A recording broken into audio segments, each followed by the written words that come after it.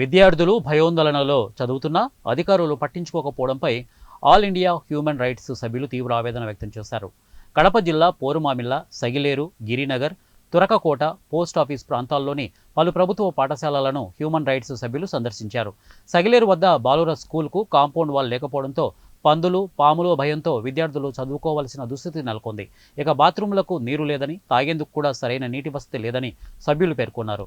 ఇక Girinagar UP school building ఉన్నా వసతులు లేవు. అక్కడ పాఠశాల నిర్మాణంలో ఉన్నప్పటికీ గ్రౌండ్ వాటర్ స్పెషలిస్టు కాంపౌండ్ లేని పరిస్థితుల్లో విద్యార్థులు ఇబ్బందులు పడుతున్నారు.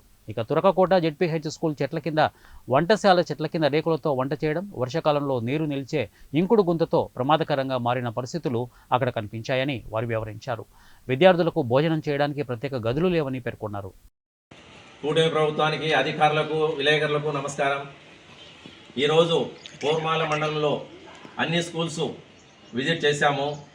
ఎందుకంటే రేపు రీఓపెనింగ్ కాబట్టి ప్రతి స్కూల్లో అసౌకర్యంగా ఉన్నాయి తప్పనిచ్చి ఏవి సౌకర్యవంతంగా లేవు. స్కూల్స్లో సగిలేరు దగ్గర మొత్తం కాంపౌండ్ లేదు.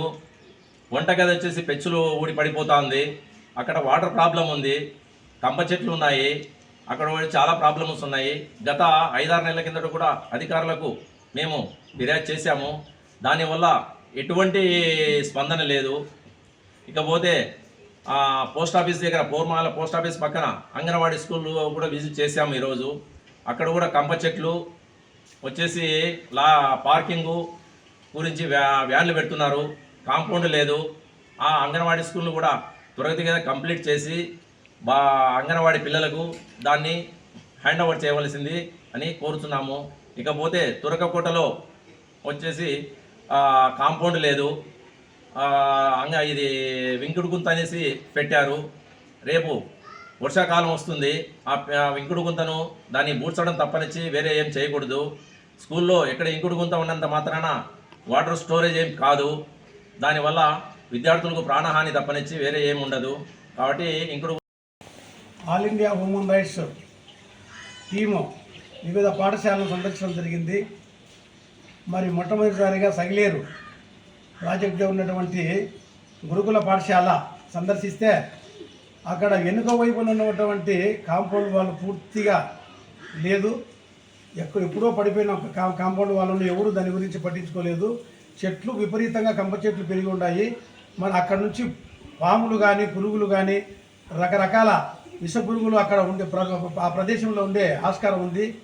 రెండోది, ఆ కొండ ప్రాంతం దగ్గరలో ఉంది కాబట్టి అడవి పందులు కూడా అక్కడ నుండి రాత్రిపూట దీంట్లో కాంపౌండ్ వాళ్ళు దాటుకొని కాంపౌండ్ వాళ్ళు లేకుంటే లోపలికి వస్తున్నాయని చెప్పి విద్యార్థులు చెప్పారు.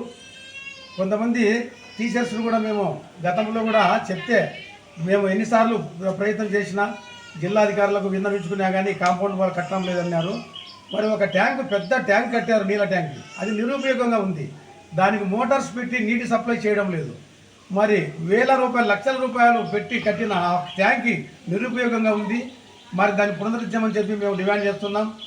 మరి వంటశాల, ఒక చిన్న వంటశాల, రేకుల షెడ్డులో వంటశాల పెట్టిండారు. అక్కడ వంటశాల, మంచి వంటశాల ఉంది, కానీ అవి పెచ్చులు ఊడిపోయి అధ్వాన స్థితిలో, పడిపోయే స్థితిలో ఉంది. దాన్ని రిపేర్ చేసినా కానీ అది పనికిరాదు. కాబట్టి కొత్త రూము నిర్మిస్తే తప్ప అక్కడ వంట చేసుకునేదానికి లేదు. దాదాపు